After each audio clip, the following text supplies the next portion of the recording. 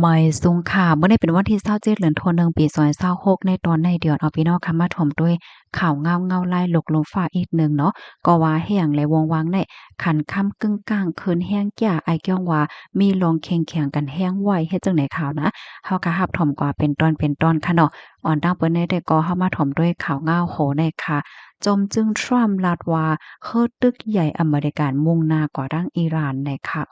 เกี่ยวกับเรื่องร้องในค่ะมีเจ้าหน้าที่ในหลวงปอจึงอเมริกัน2ก่อออกมาลาดเมื่อวันที่22เดือนธันวาคมปี2026นั้นว่าคือต่างคือหมิน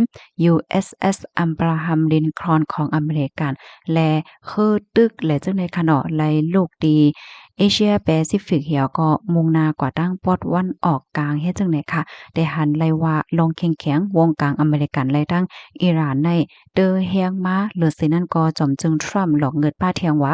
สังว่าอิหร่านนั่นมีลองป่นเป็นดีก้นในกลางใจเพราะว่าในจึงไหนได้มีลองปึดตึกว่าเฮ็ดจังได๋ค่ะอเมริกันค่ะเนาะก็ได้ใกล้มีรองตรงหนึ่งตั้งศึกตั้งปอดวันออกกลางค่ะเพราะว่ามีรองแข็งๆวงกลางตั้งปอดตอนเจิ้นนั่นเฮ็ดจังได๋ค่ะซึ่งเฮาก็เย้าในค่ะลองออกมาในกลางใจที่ใน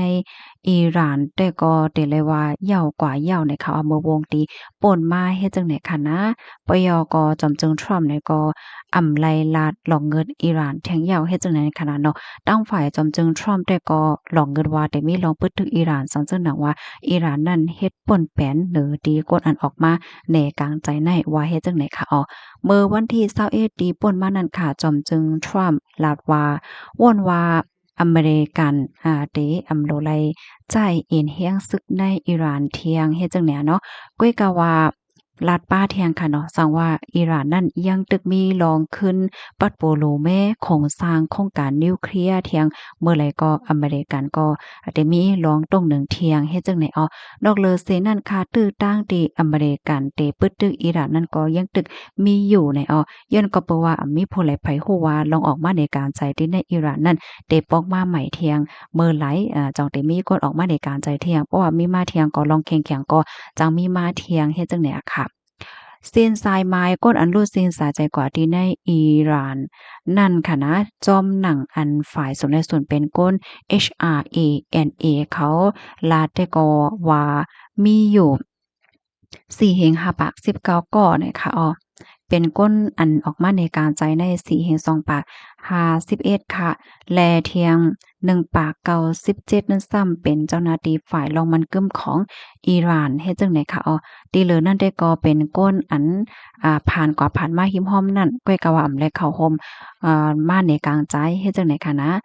เส้นสายไม้อันลงปอนจึงอิหร่านเขาไล่ออกมายืนยันลาวได้ก็ลาดว่ามี5เหงปายเนี่ยค่ะโคมป้าถึง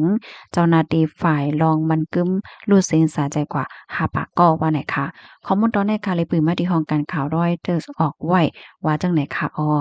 ลูกดีข่าวเงาโหนได้เฮแลกำในเฮาคำมาถ่อมด้วยข่าวเงาเที่ยงตอนหนึ่งไหนค่ะเคือมินในเลยกึดตั้งหนำเฮ็ดจังไหนค่ะพี่น้องเฮาค่ะนะสายการมินตั้งปอตอนกลยุโรปค่ะหลายๆสายเขาเนี่ยก็ไล่กึดอำนั้นก็เป็นไปแลกลายเส้นตั้งเฮิอมินเฮ็ดจังไหนค่ะเมื่อวันที่25เดือนธันวาคมที่1ปี2026ได้มีข่าวเงาออกมาค่ะเนาะว่า Air France Air France เนี่ยค่ะเนาะอันนี้ก็เลยออกมาเปิ้นเผามื้อวันศุกร์เนาะวันศุกร์เนี่ยเป็นวันที่23ค่ะเนาะว่าคอมพานีเขาได้ไลกึดเส้นตั้งเฮอหมินกว่าที่ลูบายโจกเขาย้อนเปอหันถึงลองห่มลมลองลดเพก้นออกข้าวตั้งและก้นเหตุการณ์เนอเฮอหมินเฮ็ดจังได๋ค่ะเหมือนจังหนังสายการมิ้น KMM KLM Royal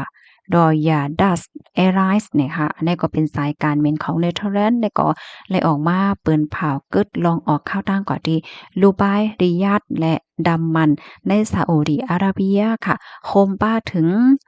เทลอาวิดของอิสราเอลเนี่ยก็ป้านั่นค่ะนะเนาะปยก็ลาดว่าเขาเลยเงึกลองการใจเส้นตั้งเหนือนาฟ้าหลายๆเมืองในปอตอนอาเปอร์เซียโฮมป้าถึงอิหร่านอิรักและอิสราเอลเปิดตาเฮกังหนังหือเตอำเป็นเพน่ะเนาะเหมือนจังว่าไก่เพก็ให้เลยไว้เพไว้ก่อนให้แหน่ค่ะเมื่อหนังทรายการบินของ Lux Air เนี่ยเนาะเป็นสายการบินของ ลักเซมเบิร์กเนี่ยค่ะอันนี้ก็เปิ้นเผากึดข้าวตั้งเฮอร์มินกว่าลูใบเหมือนกันเหย่าเนี่ยค่ะเหมือนจังหนังดอยเซอร์ดุดฮันซาเนี่ยอันนี้ก็เป็นของเยอรมนีเนาะก็ลาดว่าไลกึดลองออกข้าวตั้งกว่าที่เตหะรานเมืองอิหร่านในต่อป้อถึงวันที่28เดือนธันวาคมที่3เฮ็ดไหนค่ะนี่ก็เป็นเงาลายลวงสายการมิ้นละลายสายแล้วก็ละลายเมืองเลยออกมาเปิ้นเผากึดอำนั้นก็เปลี่ยนเส้นตั้งเฮอหมินเงืองลองหมินเหนือนาฟ้าตั้งปอดวันออกกลางจังไหนคะเนาะเปิดตาลดย้อมตื้อตั้งอันจังเป็นเพศดอกก้นออกข้าวตั้งและก้นเหตุการณ์เนอเฮอหมินว่าสังวะจังไหนเนี่ยค่ะยิงเนอลองตั้งจังได๋เหี่ยก็แน่นอนค่ะเนาะมันมีหลวงตื้อเคิกต่อปลายมักมีในแต่ก็อำเอนั่นค่ะนะเนาะเฮ้อมี1 ลำในต่างโก้ในโขปากมันค่ะนะเพราะว่าไรเจิงกาดกว่าเนี่ยก็แน่นอนค่ะเอาว่าไล่เงินเข้าแล้วจังไหนก็มันก็ลดย่อมกว่าเฮียงหน้าจังไหนนั่นค่ะน่ะ อีกหนึ่งเอาลายตั้งป๊อดตอนนั้นมันอ่ำลิมเศร้าเฮ็ดจั่งใดเฮแลคือมินละลายล่ำอันตีเปิ้นออกมาเปิ้นเผานั้นเปิ้นก็ฮัดมินกว่าเย้าเฮ็ดจั่งใดนั้นขนาดเนาะคือมินบางเสี้ยนอันตึกมินอยู่แลจั่งใดก็ไหลตื้อฟังสติเตๆวาๆเฮ็ดจั่งใดอะค่ะเพราะว่ามาด้วยเงาลายมือเหลียวเดก็มันอ่ำแน่อ่ำนอนเฮ็ดให้นั่นขนาดก็ตึกคึกต่อเส้นทางการมินปลายมักมีตั้งคือมินและเงาลายปลายมักมีหลายๆตอนในหนังกวางๆขวางๆเฮ็ดจั่งใดค่ะ ข้อมูลตอนในค่ะเลยปุ๋ยมาที่ห้องการข่าว TNN ออกไว้นะคะในยาว่าพี่น้องเฮาเฮียงเลยว่าขันคำใดมันกึ่งกลางเคินเฮียงแก้วในไอ้เกี้ยงว่าเปิ้นมีลองแข่งๆกันไว้เฮ็ดจังเนี้ยเนาะเนี่ยพี่น้องค่ะด้วยอันเคือมินในค่ะนะมีเป็นละลายล่ำให้แหน่มินแหน่กูวันๆในเพราะว่าวันเมืองไหนมันสุกสักใจค่ะเคือมินในค่ะนะมันก็ได้ลูกเว้งในต่างคนก็ที่เว้งในกำในซ้ำขึ้นลูกที่เว้งในต่างคนมาที่เว้งในเนี่ยมันปันอยู่กูวันๆในคือมินหนึ่งลำในมันก็ตุ่มเปิ้นฮ้องว่าจังอะมันมีพรปางต่อรองตรงหนึ่งของป้ายมักมีแฮงแก่ค่ะคือมินหนึ่งลำเพราะว่าต่างก้นหนึ่งปากเนี่ยตัวอย่างมันในเพราะว่าก้นหนึ่งก้อนในเลยปันกะเฮ้ยมื้อหนึ่งปากเนี่ยก็มันก็เงินในมันเข้าเป็นกะหือยาวนั้นคั่นน่ะ ตั้งกินตั้งยำลองออกข้าวตั้งหัวหังหัวเฮ็ดจังเนี่ยเนาะอิงเด้อมันสุกซากเฮ็ดจังไหนเฮ็ดแล้วก็ตึกคึกตั้งน้ำกำนันเนาะว่าคันค่ำก็กึ่งกลางคืนเฮียงเตเฮียงไว้เฮ็ดให้ดามื้อเหลียวได้เป็นกว่า70,000ปลายยาวเฮ็ดให้ค่ะเฮแลงเงาลายหำเตสือเป็นหือกว่าแทงในเฮาค่ะก็โลกไปด้วยกว่าแทงค่ะเนาะอำเดกับดีแดกสังว่ามันสุกซากมาแทงเหลือเสยได้ก็